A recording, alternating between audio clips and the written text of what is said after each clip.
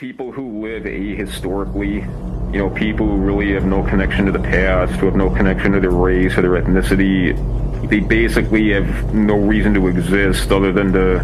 kind of seek out comfort and pleasurable sensation, because once they cease to exist, there's really no impact that their existence has rendered in any conceivable way. And traditionally, the way man always lived, whether we're talking about, a primitive kind of tribe of Aborigines, or whether we're talking about, the kingdom of Prussia at its zenith, men always understood themselves as representing almost a link on a chain of existence that is perennial. And that's one of the ways they were able to come to terms with their own death, but it's also one of the ways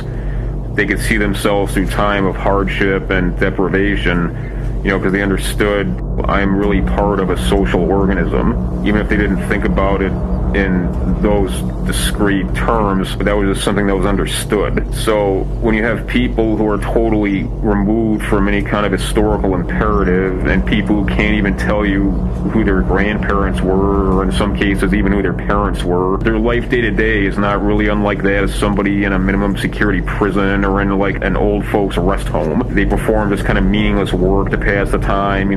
They eat this subpar food that's just kind of prepared for them. They kind of live vicariously through television or pornography. That's really why it's so easy to make slaves of these people, because you're not really ripping them out of anything that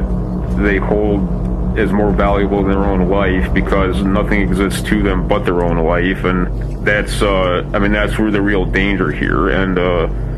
there are still a minority of people who are connected to the past and understand and think in historical terms, and I think that minority will come to constitute the vanguard. And those are the people who are going to have kids as, the kind of natural slaves, and the people who might have had potential but who've been effectively removed from any kind of historical existence, willfully sterilize themselves, either literally or through just, not having children. And